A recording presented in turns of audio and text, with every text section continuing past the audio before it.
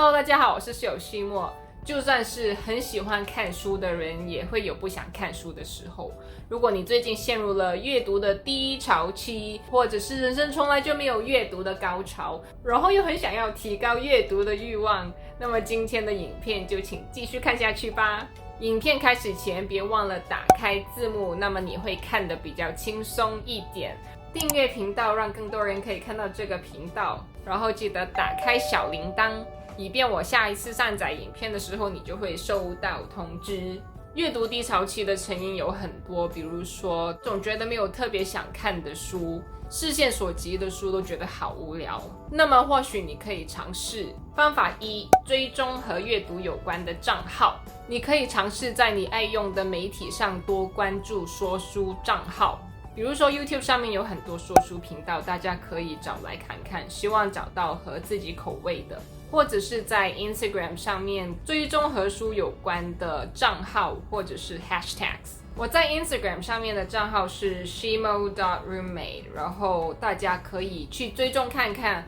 或者是在我随便一个 post 的下面，最下面有一大堆的 hashtags， 大家可以点进去看看喜不喜欢那些 hashtags 的内容。这个方法的原理很简单，就是耳濡目染。你就当这些内容是广告，但起码你现在做的是主动选择你要的广告，然后希望被这些广告影响你的 unconscious， 一个我们常翻译为潜意识或者是下意识的东西。当你把自己用和阅读有关的东西围绕着，那你很难会觉得完全不想看书。而且以我个人的经验来说，看或者是听喜欢阅读的人说书，会让我有一本接一本看下去的阅读欲望，尤其是一些相对来说比较新的书或作者，如果没有人推荐的话，我自己可能不会贸然跑去找来看，结果就只会去找那些成名已久的作者写的书。如果刚好你没那么喜欢看100年前的经典名著，那你可能会比较难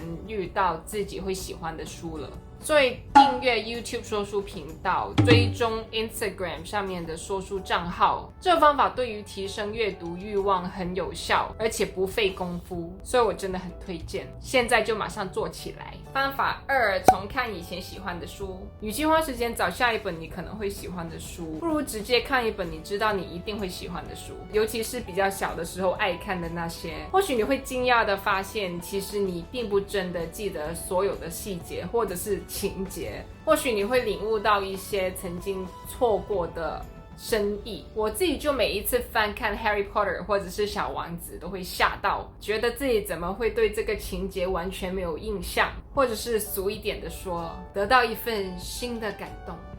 去年也因为重看一本我小时候最喜欢的书《小公主》的原文无删减版，才发现哇，这本书怎么这么有种族主义色彩，吓到了。千万不要小看童书，因为长大后看小时候喜欢的书，才知道原来很多所谓的童书并不只是写给小孩子看的。翻看旧书的另一大好处就是可以直接跳到喜欢的部分来看，不用担心剧透什么的，超爽的。方法三，列清单。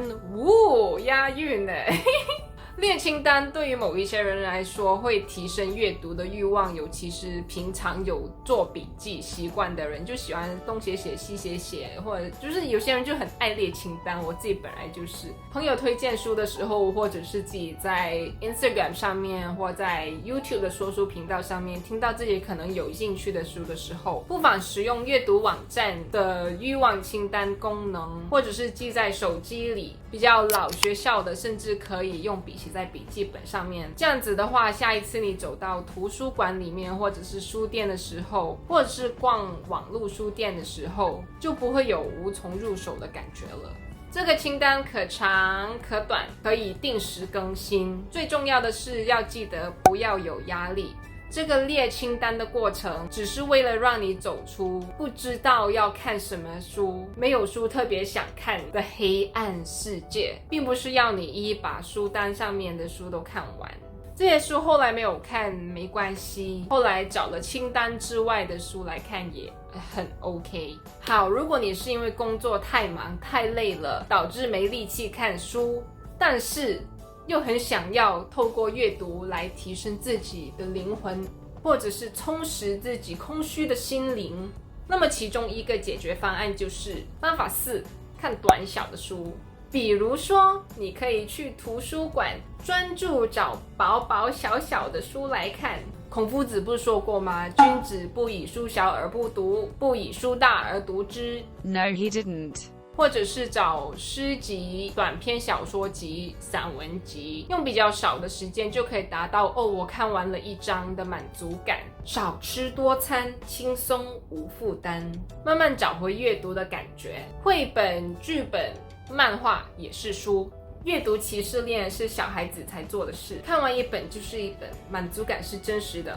不要怀疑。方法5，听有声书。我不知道为什么每一次说5的时候就特别的有满足感。 Anyway， 有时候累起来真的是一打开书就想睡觉。遇到这种情况，大家不妨试一试转换阅读模式，比如说听有声书，在早上或者是睡觉前听，在通勤的时候或者是在做家务的时候也可以听。一个人的时候播出来，有人的时候就戴耳机，不浪费时间，很适合注重效率的各位。我自己有用一个叫 Script 的有声书 App， 详细我会放在下面资讯栏里面。不过这个 App 目前为止就只有英文书，如果大家有听中文有声书的门路，请一定要留言分享，造福众生。我个人觉得有些书是很适合用听的，有时候就还是看的比较好。将来有机会的话，可以分享一些适合听的书。最后，如果你从小到大都很喜欢看书，可是最近不知道为什么就忽然失去了所有的阅读的欲望，那么可能你要仔细想一想，是不是情绪出了什么问题，或者是生活中有更重要的事情等着你去解决。有时候阅读低潮期也是一个身体发给你的信号，告诉你必须好好休息。那么就算暂时不想看书，也不要有压力或者觉得有罪恶感，要相信